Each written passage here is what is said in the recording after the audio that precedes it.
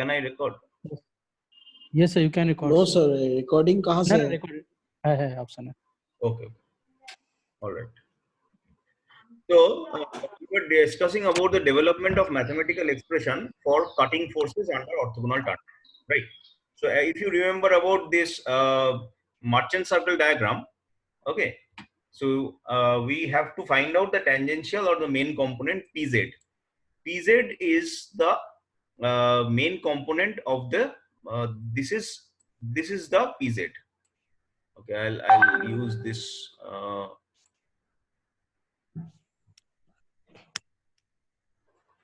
drawing tool to show this is the direction of the Pz.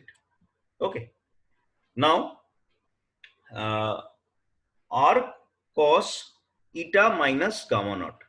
This is your eta minus gamma naught, this angle, and this you can write down as r cos eta minus gamma naught. Okay, just give me one moment. I am getting WhatsApp notifications. Let me just close this. Okay. Okay. Else there will be some disturbances, continuous disturbances. Okay.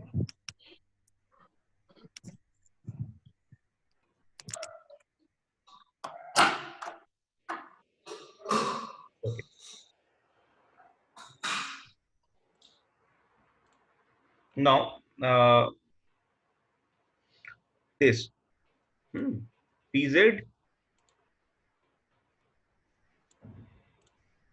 Pz equals to r cos eta minus gamma naught. This is what we are getting.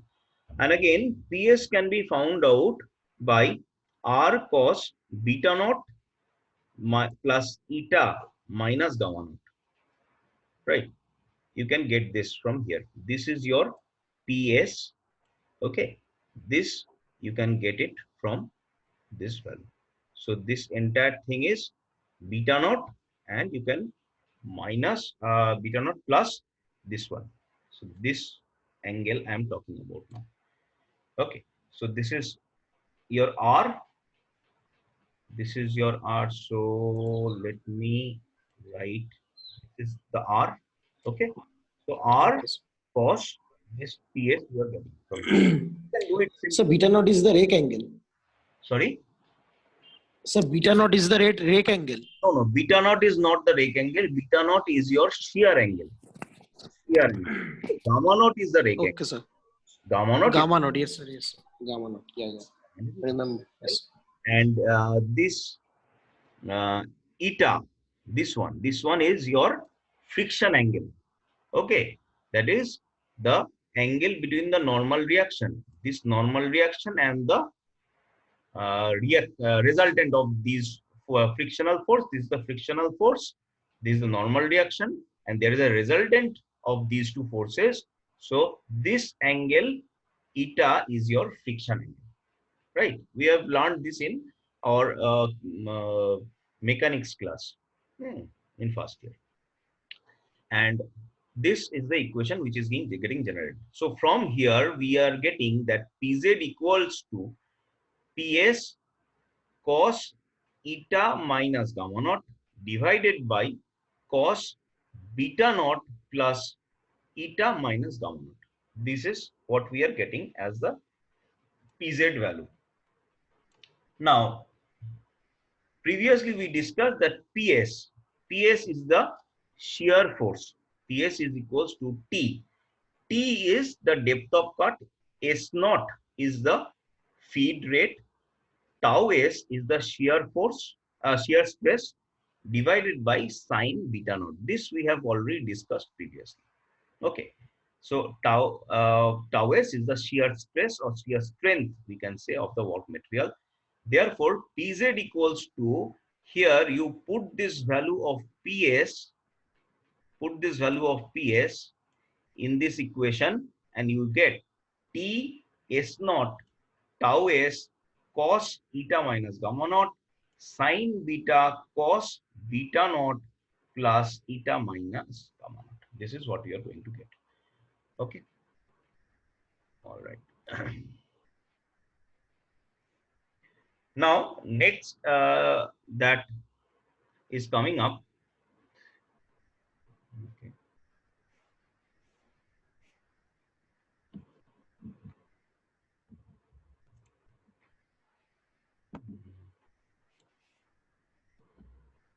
Okay. Next is your, this is your main component which has been defined. Now your axial force Px and transverse force Py. These are the two things which are remaining. So now this axial force Pxy, Pxy is your resultant of Px and Py, right? In the previous diagram, if you see, okay, in the previous diagram, this is your Pz and this is your Pxy. So here we are going to only draw in the merchant circle diagram only Pz and Pxy. Px and Py separately we are not going to draw, right? So therefore there is no point in find means, or we can say there is uh, first we have to find out the Pxy in relation to Pz. Pz we have already found out previously. So Pxy in terms of Pz, and then from Pxy we can further break it into two components, that is Px and Py, according to our requirement. So in this slide, if you see that Pxy can be found out directly from that merchant circle diagram, that is Pxy. If we know Pz, okay, so if we know this base and we have to find out the perpendicular, so that can be found out easily. So this is my angle, okay, so that becomes Pz tan eta minus gamma naught. So this is eta minus gamma naught. Perpendicular by base is my tan eta minus gamma naught. So Pxy becomes Pz tan eta minus gamma naught. Fine. So similarly, Pxy in terms of, in place of Pz, I'll put the value of Pz which I have here, and I'll put the value here, that is T S naught tau s sine eta minus gamma naught divided by sine beta naught cos into beta naught, cos in bracket, not into, cos beta naught plus eta minus gamma naught. Okay, and we know that there is a shear angle relationship between these angles, that is shear angle plus friction angle plus rake angle, sorry, minus rake angle equals to pi by 4. Okay, this is 45 degree. So this is for ductile material. We are only going to discuss for ductile material. Okay, so here Pxy we have found this value, that is if we go ahead with this, simplifying this, we get T S naught tau s cot beta naught minus 1. So that again can be simplified in this form, that is T S naught tau s. This is zeta minus tan gamma naught minus 1. What is this zeta? Zeta is your chip reduction coefficient, that is cut chip thickness divided by uncut chip thickness. Okay, so tau s value is given here, and also in the hardness from beaten Brinell hardness number it is also mentioned. So we know that Px can be uh, found out by the sine component of Pxy, and Py is the cos component of Pxy. Similarly, you can find out Px and Py. Okay. So there are a few exercise problems which I've already shared. Please practice them. Okay, I'll also share the solution of these later on. Okay. Now I'll move on to the next slide.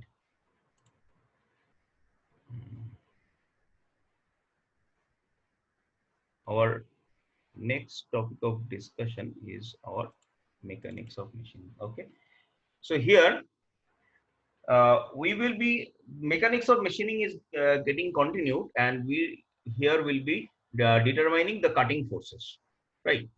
So first we have to find what are the reasons we need to know the cutting forces. That has already been discussed, that depending upon the cutting forces, okay, the amount of cutting force which is applied on the tool, we can select the tool and workpiece material combination. We can select the amount of or the type of cutting fluid that we are going to use. Okay, we can also select a specific tool geometry.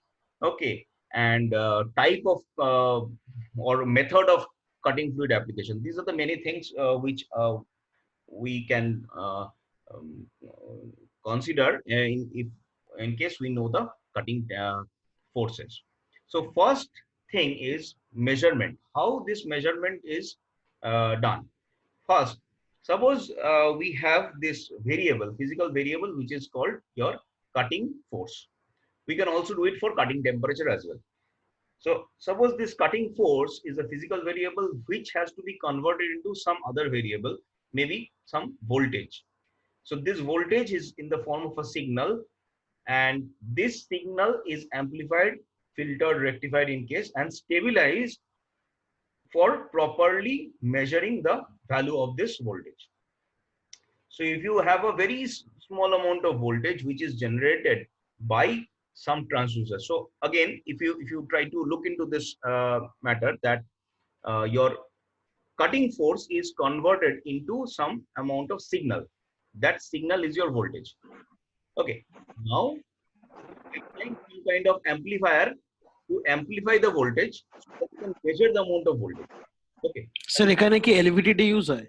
Yes, I'll come to it. Okay. Okay.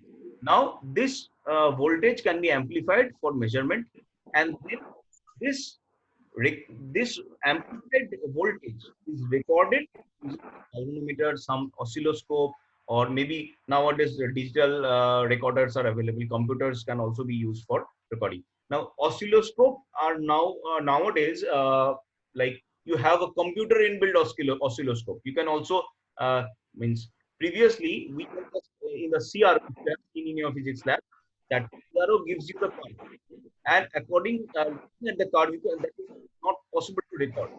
Okay, but nowadays computers are available with ERO, wherein you can get a data out of that. That what is the different values of the forces that has been recorded. Okay, now just a flow chart of what we were discussing. First, we are going to find out what variable we are going to measure. So it can be either cutting force or temperature. Okay, any one of them. Then we have to convert it into the suitable variable, which is the deflection or expansion. Deflection in case of the cutting force, expansion in case of the temperature. Okay, so first transducing state, that is conversion of the cutting force. If there is a deflection, that means there is a force which is being applied due to the cutting force. In later stage, we'll see that this deflection is directly proportional to the cutting force which is being applied. And again, we know if some temperature is applied somewhere, some kind of expansion will take place. Okay, so this is your first stage of transduction. Second is this first stage deflection is getting converted into some kind of voltage signal. That signal is further amplified, filtered, and stabilized, and then further recorded for monitoring, or you can say for measurement purpose. Next is different types of transducers used in dynamometers for measuring machining forces. Okay, so there are three basic principles on which this measurement of cutting forces are done. One is the measurement of elastic deflection of the body subjected to the cutting force. So there is an elastic deflection that happens, and that deflection we measure. Second is there is a deformation. That means deformation is caused due to the strain. And if we measure the amount of strain which is induced by the cutting force, we can measure the amount of cutting force which is applied. Then last is the measurement of the pressure developed in the medium of the force. So there is also some amount of pressure because the area of contact is very less. So there, if some kind of force is applied, so there is also a pressure which is applied, uh, which is directly related to the force. So we can also find out using that pressure, right? So the type of transducer that we are using depends on these three types. So as I was talking about the deflection, that is, suppose In case of turning we have already discussed that Pz is the main cutting force or main force, okay, that is applied, that is due to the movement or that cutting velocity, movement of the tool, okay, means revolution of the tool, that is the Pz force which is applied on the tool, revolution of the workpiece, not the tool, sorry. The tool and the tool holder elastically deflects, right? Such tool deflection d or delta we can say is proportional to the magnitude of the cutting force. Now here in this equation if you see that d is equals to pz into L cube divided by 3ei. What is this L cube? Now if you consider the tool has your cantilever beam, right? So there is Yes, sir. some amount of overhang, like you have fixed the tool at the tool post and the tool is hanging, okay, so there is some amount of overhang. That length, if you consider, that length is your L cube, that is your, Right. okay, The entire length. Yes, sir. entire length of the tool, okay, that is the amount of, not the entire length, you can, some amount of the shank is already means held in the tool holder, okay, the remaining amount which is hanging, that length we have to consider, or we can say the projected length of the tool, okay. E is the Young's modulus of the tool and I is the moment of inertia of the section of the tool which is hanging, right?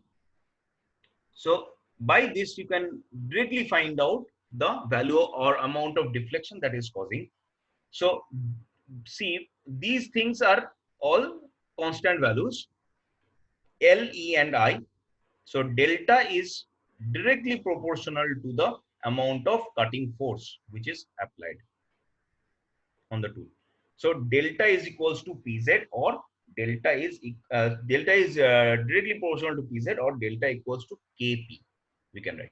So in this diagram, if you see that this circle is your uh, workpiece which is rotating, and the Pz is the direction in which the rotation is taking place. That is, if you look into this diagram, the rotation is taking place in the clockwise direction. So what will happen? The tool will be deflected downwards, right? Sir, is it the tangential force? Yes, it is the tangential force because the tool is in contact with, and the workpiece is trying to throw the tool away, right? So now Yes, sir. what is happening? There is some amount of deflection that is taking place here. So that deflection is measured by delta here. So this delta is directly proportional to the cutting force. So if you can measure this amount, this deflection, you will be able to measure the amount of cutting force, right? So this is the L. Okay, I was talking about the overhang. Okay, after that is the tool post holds the tool and the amount of tool which is hanging outside the tool post till it touches the workpiece. That is the length L. The deflection can be measured mechanically by dial gauge. So you can measure this deflection by dial gauge. Okay, what is the amount of deflection? You put a dial gauge on top here, or maybe at the bottom here, you will get the amount of deflection. Next is electrically by using several transducers like potentiometer, linear or circular, LVDT, yes, Somnath already mentioned. Capacitive pickup. Yes, sir. Okay. We can also use the photocell technique, like there will be some amount of light passing through the slit. There will be a slit. I'll show you the photocell technique later on. Okay, so optoelectronically we can do by photocell, where the length of the slit through which the light passes to the photocell changes proportionally with the tool deflection. So according to the definition, Optical transduction. absolutely optical transduction. Yes. So basic idea is that we have to measure by different methods, maybe by potentiometer, by inductive pickup, capacitive pickup, and that deflection can directly be converted into the amount of force that is being applied, right? And before this transducers are used, they have to be properly calibrated. Okay, else you will not get the proper results. Okay. Now, in case of the mechanical measurements of the tool deflection by dial gauge, calibration is done by employing known loads. So, if we have a like suppose you go to a shop and you want to check whether the shopkeeper is using the proper beam balance or not, right? What will you do? There is a known load. Suppose if you are carrying some amount of load, like there is some uh, kind of inspection which is going on. Suppose you are an inspector in which and you are going to check whether the beam balance the shopkeeper is using is proper or not. So what you will do, you will carry some kind of known loads with you, and you will try to calibrate that. You will try to check whether the beam balance is proper or not. Okay, so it is done with the known load, and we according to the load we will know that what will be the amount of deflection that will be taking place. Okay, so they are noted properly, and there's a slope. So this is the slope that we get, right? This is the slope. So for a certain amount of load, this is how the deflection should be, and it should be a straight line, right? This will be the slope. Okay. So now here in this diagram, we can see that there are different types of like linear plot we can get. We can get circular plot, okay, and we can get capacitive pickup. We can get the LVDT type. Different types of uh, transducers are here, which can measure the deflection, and we can get the amount of or value of the cutting force which is applied on the tool. Okay. Now, next is the measuring uh, using the strain. First part is the deflection, which is done. Next is, in case we come to know about the amount of strain that is caused on the tool by the force which is being applied, we can find out the amount of force which is being applied. So we know that strain epsilon is equals to stress by Young's modulus. This we know. And stress is equals to bending moment divided by the section modulus. Okay. So again equals to, we can write in this form that M is the bending moment, which is equals to force into moment of inertia. Okay. So by solving, we can get that again the strain is directly proportional to the force which is being applied, right? So by this process, again, if we can measure the amount of strain using some kind of strain gauge, then we can find out the amount of force that is being applied on the tool. So see, there is a measurement of cutting force by strain gauges. So these are the strain gauges which are there. And here we can get the bending moment diagram of this tool. Okay, if you consider it as a cantilever beam, whose this edge is fixed, okay, you will get this kind of bending moment diagram. Now, the strain induced by the force changes to electrical resistance. Okay, and this is how we can find out the gauge factor. Okay, so for conductive gauges, the value of the gauge factor is around 2. So the change of resistance of the gauge connected in the Wheatstone bridge, I'll show it in the next slide. Okay, produces the voltage delta V through the strain measuring bridge. Okay, strain measuring bridge can also be termed as SMB. Okay, abbreviated form. So now, out of the 4 gauges, as you can see here, these are the 4 gauges of the Wheatstone bridge. Okay, 2 are put in tension and 2 are put in compression. Right. The output voltage delta V depends upon the constant G, and the summation of the strain we can find out. That is the total amount of voltage delta V that we can find out using this. Right. So the tension adds up and the compression gets subtracted. Okay. So E1, epsilon 1 and epsilon 2 are the tension, and epsilon 3 and epsilon 4 are in compression. Okay. So in case of the full bridge where 4 gauges are aligned, okay, we are getting full sensitivity. So in case two gauges are alive, we are getting half sensitivity, and in case of quarter bridge, only 1/4 sensitivity we get. Right. So this is a diagram, schematic diagram of your Wheatstone bridge, that is strain gauge based transducers if you want to use. Okay, this is what you can see. Yes, do you have any question? Okay. So the measuring of the cutting force by pressure. This was the previous one. You was by the strain and the pressure. We can use the piezoelectric crystal. We know that piezoelectric crystal, if you uh, apply some amount of force, it will generate some amount of EMF or voltage. Okay, proportional to the force or pressure which is created. So the force creates a hydraulic pressure, maybe in the form of a, I mean, the or in the by some piston kind of thing. Okay, and that pressure can be measured by some dial gauge. So this pressure is created on the piezoelectric crystal, and the piezoelectric crystal produces the EMF, which is proportional to the pressure. So here the EMF is equals to the voltage sensitivity of the crystal, the thickness depending on the thickness of the crystal, and the pressure. So voltage sensitivity and thickness is constant. So we can say that the EMF is directly proportional to the pressure. Right. Again, here we'll get a direct value or we can get a direct relation between the voltage and the pressure. Okay. Right. Now, the design requirements for the tool force dynamometers. First is sensitivity. The dynamometer should be reasonably sensitive for precision measurement. The rigidity of the dynamometer should be good. Okay, because it has to withstand many forces which are coming from the workpiece end, and there will be deflection.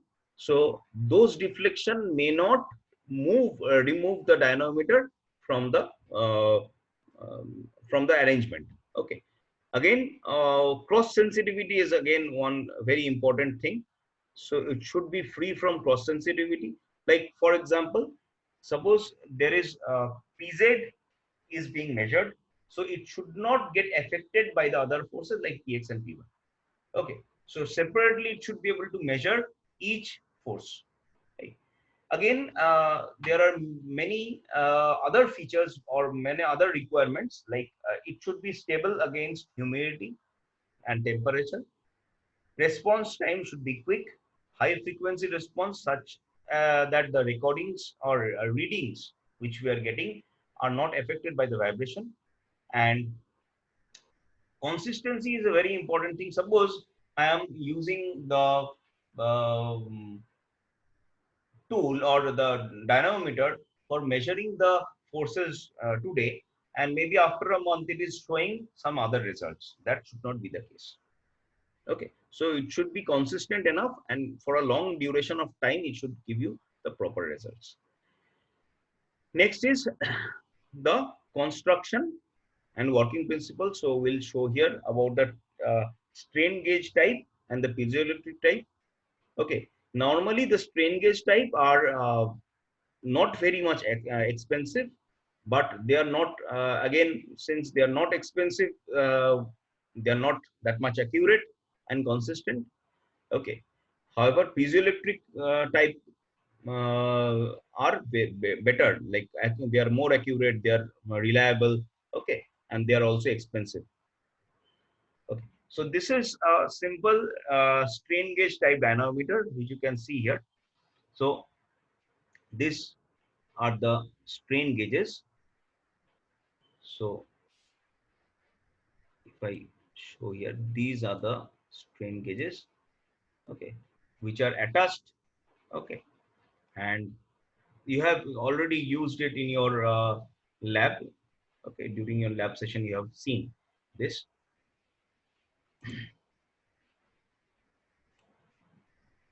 These are the diagrams or the photographs of the strain gauge type dynamometers, which has to be attached along with the tool post. Okay, this is for drilling dynamometer. So when you're performing drilling operation, there are some forces, okay, some radial force, tangential force, which we have discussed in previous classes. So this is how the thing works. And milling dynamometer, this is, okay, we'll not get into the details of these.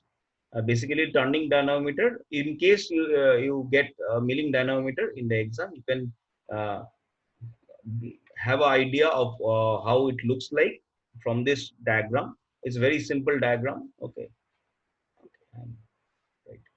And sir बस 2 minute बचा है session over होने में. okay, okay.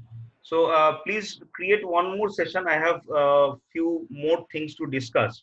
Okay. Okay, sir. All right. Because Sir, timing, sir. huh? Timing you can start Time. just now. I'll be waiting. Okay. Okay, sir. Okay, I'll be waiting. Thank you. Okay, sir. Okay. I'll just next, and then in the meantime the screen will Okay, go. sir. Okay. Milling dynamometer. Okay. This is a grinding dynamometer. Sir, from 4 we have class of addendum, sir. Okay. In that case, would you like to continue the class from 5? I am free. If you want, you can just call me. Okay, so I'll continue it from 5 after running of the class, or maybe in the evening. You just let me know. Okay. Okay, sir. So, Okay, sir. okay, sir. After 5, sir. Okay. Let me know. You just give me a call Okay, sir. before you create the. Okay, sir. Okay, thank you. Okay. Okay, sir. Thank you, sir. You can just end this.